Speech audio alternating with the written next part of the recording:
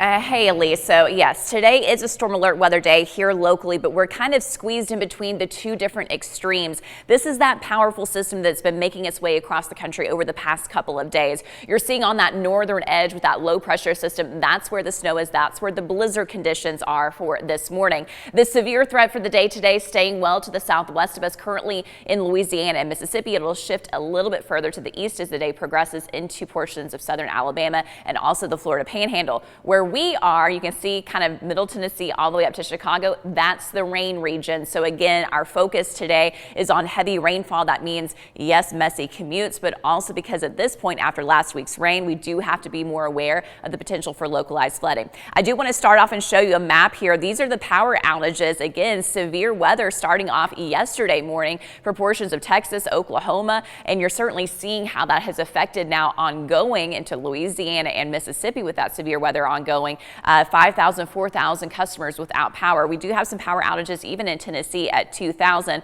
Here locally, again, not expecting severe weather, but that threat for flooding. So here's the severe outlook for your Wednesday. You can really see that focused along the Gulf Coast from Louisiana, Mississippi, Alabama to the Panhandle. Where we are, just some general thunderstorms. So mainly you're just going to be dealing with the rain, but there may be a few embedded thunderstorms. So don't be surprised if you see lightning or hear thunder for the day today, paired with that heavy rainfall. And speaking of heavy rainfall, here's really the concern for us. So the excessive rainfall outlook, very similar setup to the severe outlook, but this is just based off of the fact of heavy rain and the potential for, yes, seeing some flooding. So the biggest risk for flooding will be down to the southwest of us, but notice our entire area, we're at that level 2 slight risk. So already have mentioned it, heavy rain and storms expected. At this point, the ground is now saturated again after last week's rain. That could lead to some localized flooding, especially in poor drainage areas or low-lying areas. And yes, those messy commutes. So again, please just be cautious driving today.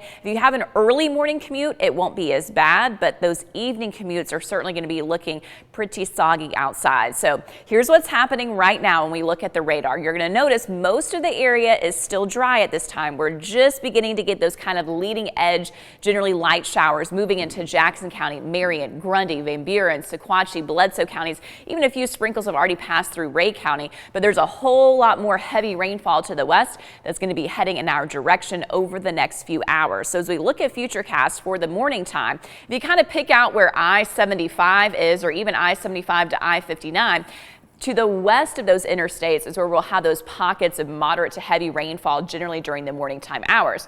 Now that whole system though is going to push a little bit further to the east. So the further to the east you are, you may have some lighter rain or drizzle this morning, but it'll start to pick up as the day progresses for your Wednesday. And then for your Wednesday evening and night, that's just going to be widespread for the entire area. Notice all of these pockets of the orange. Those are going to be those heavy downpours coming down. May potentially even have, yes, some of those embedded thunderstorms as I mentioned. So let's take you through into the overnight. Generally, we'll see the rain tapering off then early on Thursday morning from about midnight to 5 a.m. So that's going to be ending generally from west to east. So here's about 2:30 in the morning. At that point, mainly east of I-75. And then by 5 a.m., all the bulk of that heavy rain is pretty much out of here. So that means for your daylight hours of Thursday, it's really not going to be too bad of the day. In fact, clouds are going to be breaking up, becoming mostly sunny for Thursday.